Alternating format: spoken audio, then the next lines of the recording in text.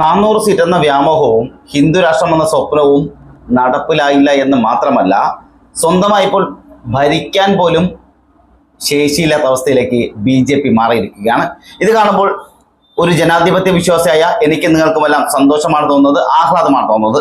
എന്നാൽ ഇനിയാണ് യഥാർത്ഥത്തിൽ ഇന്ത്യൻ രാഷ്ട്രീയം കണ്ടതിൽ വെച്ച് ഏറ്റവും വലിയ കുതിരക്കച്ചവടം നടക്കാൻ പോകുന്നത്.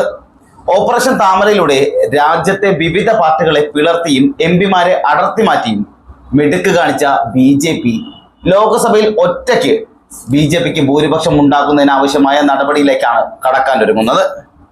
മൂന്നാം നരേന്ദ്രമോദി സർക്കാർ ഞായറാഴ്ച അധികാരമേറ്റി കഴിഞ്ഞാൽ ഓപ്പറേഷൻ താമരയ്ക്കും അതോടെ തുടക്കമാവുകയും ചെയ്യും. ഈ നീക്കങ്ങൾ അമിത്ഷാ തന്നെ നേരിട്ട് ചുക്കാൻ പിടിക്കാനുള്ള സാധ്യതകളാണ് പുറത്തു വരുന്ന വിവരങ്ങൾ അനുസരിച്ച് മനസ്സിലാക്കാൻ കഴിയുന്നത്. NDA ഘടകകക്ഷികളായ JDUവും TDPയും മോദിക്ക് പിന്തുണ പ്രഖ്യാപിച്ചെങ്കിലും സഖ്യകക്ഷികൾ ഉന്നയിക്കുന്ന ആവശ്യങ്ങൾ തീരുമാനമെടുക്കുന്നത് BJPക്ക് വലിയ തലവേദനയായി മാറുകയാണ്. ഇവർ പറയുന്ന ആവശ്യങ്ങളെല്ലാം അംഗീകരിക്കുന്നത് വലിയ തലവേദനയായി മാറുമെന്ന കാര്യവും BJPക്ക് ഉറപ്പ് തന്നെയാണ്. 4 മന്ത്രിമാർ വേണമെന്നാണ് JDU ആവശ്യപ്പെട്ടിരിക്കുന്നത്. റെയിൽവേ, കൃഷി, ഗ്രാമവികസനം എന്നീ വകുപ്പുകളും JDU നൽകിയ പട്ടികയിൽ ഉൾപ്പെടുത്തിയിട്ടുണ്ട്. 6 മന്ത്രിമാരെ നൽകണമെന്ന നിർദ്ദേശമാണ് ചന്ദ്രബാബു നായിഡു മുന്നോട്ട് വച്ചിരിക്കുന്നത്. ധനകാര്യ മന്ത്രാലയത്തിൽ TDPക്ക് പ്രത്യേക താല്പര്യമുണ്ട്. എന്നാൽ ഈ വകുപ്പിന് കീഴിലാണ് എൻഫോഴ്സ്മെന്റ് ഡയറക്ടറേറ്റ് വരിക എന്നതിനാൽ തന്നെ BJP ഒരു കാരണവശാലും ഇത് വിട്ടു നൽകാൻ ഇടയില്ല. സമ്മർദ്ദം ശക്തമായാൽ സഹമന്ത്രി സ്ഥാനം നൽകി അനുനയിപ്പിക്കാനുള്ള സാധ്യതകളാണ് ഏറി വരുന്നത്. IT, വാണിജ്യം, ട്രാൻസ്പോർട്ട് എന്നീ വകുപ്പുകളും സ്പീക്കർ സ്ഥാനവും TDP നേതാവ് ചന്ദ്രബാബു നായിഡു ആവശ്യപ്പെട്ടിട്ടുമുണ്ട്. എന്നാൽ കേന്ദ്ര സർക്കാരിന്റെ നിലനിൽപ്പിനെ തന്നെ ബാധിക്കുന്ന നിർണായക പദവിയായതിനാൽ സ്പീക്കർ സ്ഥാനം ഒരു കാരണവശാലും BJP വിട്ടു നൽകുകയുമില്ല. പകരം PDPക്ക് മന്ത്രിസഭയിൽ 2 പ്രധാന വകുപ്പുകൾ നൽകി അനുനയിപ്പിക്കാനുള്ള നീക്കങ്ങളാണ് നടന്നുകൊണ്ടിരിക്കുന്നത്. ഇതിനിടെ ജാതി സെൻസസ് നടപ്പാക്കണമെന്നും 2ാം മോദി സർക്കാർ അഭിമാനകരമായി കണ്ട അഗ്നിവീർ പദ്ധതി നിർത്തലാക്കണമെന്നും ആവശ്യപ്പെട്ട് JDUവും സത്യപ്രതിജ്ഞയ്ക്ക് മുമ്പ് തന്നെ സമ്മർദ്ദം ശക്തമാക്കിയിട്ടുണ്ട്. ഇതും BJP നേതൃത്വത്തെ ശരിക്കും ആശങ്കയിലാഴ്ത്തിയിട്ടുമുണ്ട്. ഘടകകക്ഷികളുടെ സമ്മർദ്ദങ്ങൾക്ക് വഴങ്ങി അധികകാലം ഭരണം നടത്താൻ കഴിയില്ല എന്ന തിരിച്ചറിവ് BJP നേതൃത്വത്തിനും മോദിക്കും നന്നായി തന്നെയുണ്ട്. എന്നാൽ ഒറ്റയ്ക്ക് ഭൂരിപക്ഷം ഇല്ലാത്തതിനാൽ സഹിക്കേണ്ട സാഹചര്യമാണ് മുമ്പിലുള്ളത്. അവർ എന്തൊക്കെ ആവശ്യപ്പെട്ടാലും എന്തൊക്കെ വേണമെന്ന് പറഞ്ഞാലും അതെല്ലാം പഞ്ചപുച്ഛം അടക്കി നിന്ന് കേട്ട് അനുസരിക്കുക എന്നുള്ളതല്ലാതെ മറ്റൊരു നിവൃത്തിയും ഇപ്പോൾ BJPക്ക് മുന്നിലോ നരേന്ദ്രമോദിക്ക് മുന്നിലോ ഇല്ല. മാത്രമല്ല, അവർ ചെയ്യാൻ പറയരുത് എന്ന് പറയുന്ന കാര്യങ്ങൾ ചെയ്യാനും കഴിയില്ല. ഒപ്പം അവർ ഇന്നതേ ചെയ്യാവൂ എന്ന് പറഞ്ഞാൽ അത് മാത്രമേ ചെയ്യാൻ കഴിയുകയുമുള്ളൂ. ഇതാണ് ഇപ്പോഴത്തെ BJPയുടെ അവസ്ഥ. കഴിച്ചിട്ട് ഇറക്കാനും പറ്റുന്നില്ല, മതിലിച്ചിട്ട് തുപ്പാനും പറ്റുന്നില്ല. 543 അംഗ ലോകസഭയിൽ 293 അംഗങ്ങളാണ് BJP നേതൃത്വം നൽകുന്ന NDAക്കുള്ളത്. ഇതിൽ 240 സീറ്റുകളും BJPയുടേതാണ്.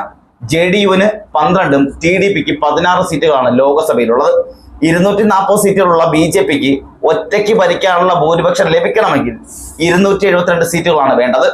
LJP, ശിവസേന, JDU തുടങ്ങിയ ഏതാനും എംപിമാർ മാത്രമുള്ള പാർട്ടികൾക്ക് പോലും വലിയ പരിഗണന നൽകേണ്ട ഗതികേടിലേക്ക് BJP തള്ളപ്പെട്ടിരിക്കുന്നു എന്നുകൂടി ഇതിൽ നിന്ന് മനസ്സിലാക്കണം. അത്രമാത്രം ഗതികെട്ട അവസ്ഥയിലാണ് ഇപ്പോൾ BJP നിലകൊള്ളുന്നത്.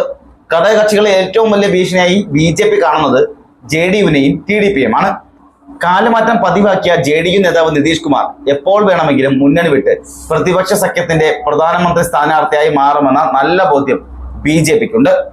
കാവ്യ രാഷ്ട്രീയത്തോട് മുഖം തിരിച്ചു നിന്ന ഒറീസയിൽ BJP ഭരണം പിടിക്കുകയും തെലങ്കാനയിൽ വൻ മുന്നേറ്റം നടത്തുകയും ചെയ്ത സാഹചര്യത്തിൽ ആന്ധ്രയിലും BJP ഭീഷണിയാകുമെന്ന ആശങ്ക ചന്ദ്രബാബു നായിഡുവിനുമുണ്ട്.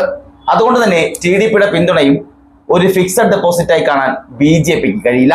മാത്രമല്ല, ചന്ദ്രബാബു നായിഡു ജയിലിലടച്ച മുൻ ആന്ധ്ര മുഖ്യമന്ത്രിയും YSR കോൺഗ്രസ് നേതാവുമായ ജഗൻമോഹൻ റെഡ്ഡി TDPയുടെ സമ്മർദ്ദ ഫലമായി കേന്ദ്ര ഏജൻസികളെ ഉപയോഗിച്ച് വേട്ടയാടാനും മോദിക്ക് പരിമിതികൾ ഉണ്ടാകും. 2ാം മോദി സർക്കാരിന്റെ കാലത്ത് നിർണായക ബില്ലുകൾ രാജ്യസഭയിൽ പാസാക്കാൻ YSR കോൺഗ്രസ് പിന്തുണ നൽകിയിരിക്കുന്നത് BJPക്ക് മറക്കാൻ കഴിയില്ല. മാത്രമല്ല, ഇപ്പോൾ ആന്ധ്ര ഭരണം ചന്ദ്രബാബു നായിഡുവിനാണെങ്കിലും ഇനി വരുന്ന തെരഞ്ഞെടുപ്പിൽ മുഖ്യമന്ത്രി സ്ഥാനത്ത് ജഗൻമോഹൻ റെഡ്ഡി വീണ്ടും വരാനുള്ള സാധ്യതയും BJPയുടെ മുന്നിൽ കാണുന്നുമുണ്ട്. അഥവാ TDP മുന്നണി വിട്ടാൽ YSR കോൺഗ്രസിന്റെ 4 എംപിമാരുടെ നിരുപാധിക പിന്തുണയും മോദിക്ക് ലഭിക്കും.